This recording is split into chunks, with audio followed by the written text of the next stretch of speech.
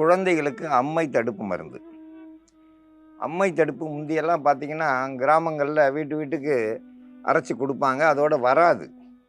பக்கத்து ஊரில் வந்திருக்குன்னா பக்கத்து ஊரில் இருக்கிறவங்களாம் கொஞ்சம் ஜாக்கிரதையாகி செஞ்சுருவாங்க. இன்றைக்கி அதெல்லாம் கிடையாது. யாரும் செய்கிறது கிடையாது. பக்கத்தில் செஞ்சாலும் சொல்லி கொடுக்குறதும் கிடையாது.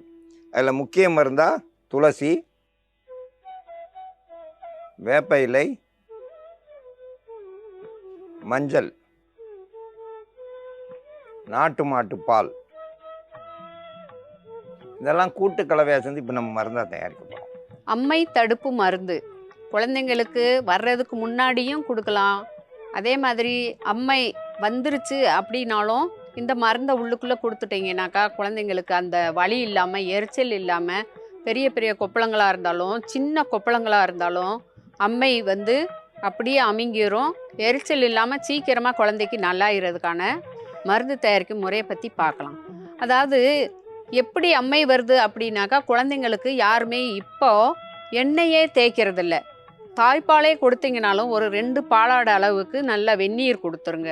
தாய்ப்பால் குடிச்சு முடிச்சிட்ட பிறகு ஒரு 5 நிமிஷம் கழித்து ஒரு 2 பாலாடை அளவுக்கு வெந்நீர் வெதுன்றதை நல்லா காய்ச்சி ஆற வச்சு அதை தொட்டு பார்த்து கொடுத்துட்டிங்கனாக்கா உடம்பு ஒரே சீதோஷ்ண நிலையில் இருக்கும்.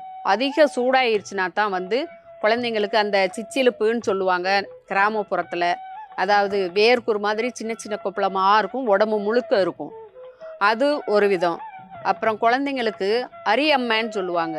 அதே மாதிரி வியர்க்குரு மாதிரி இருக்கும். குழந்தை அப்படியே சொரிஞ்சுக்கிட்டே இருக்கும், பிறண்டுக்கிட்டே அழுதுகிட்டே இருக்கும். தாய்ப்பால் குடிக்காது, தூங்காது.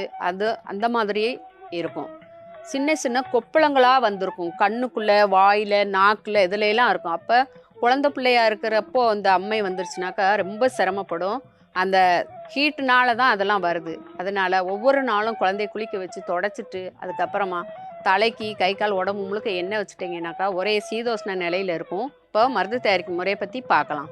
வேப்பிலையும், துளசி, மஞ்சள் 3 அரைச்சி எடுத்து வச்சுருக்குறோம். கசப்பு தன்மையாக இருக்கும், கொஞ்சம் கார்ப்பாக இருக்கும். இது நல்லா வடிகட்டி எடுத்துட்டு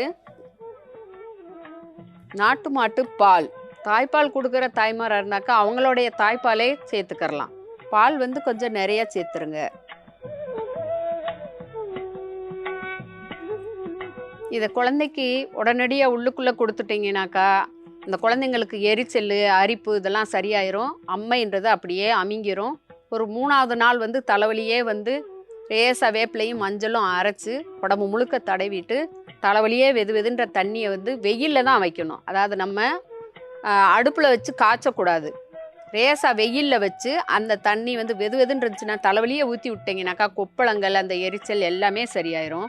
அம்மை தடுப்பு குழந்தைங்களுக்கு இது ஒரு சரியான சிறந்த மருந்து.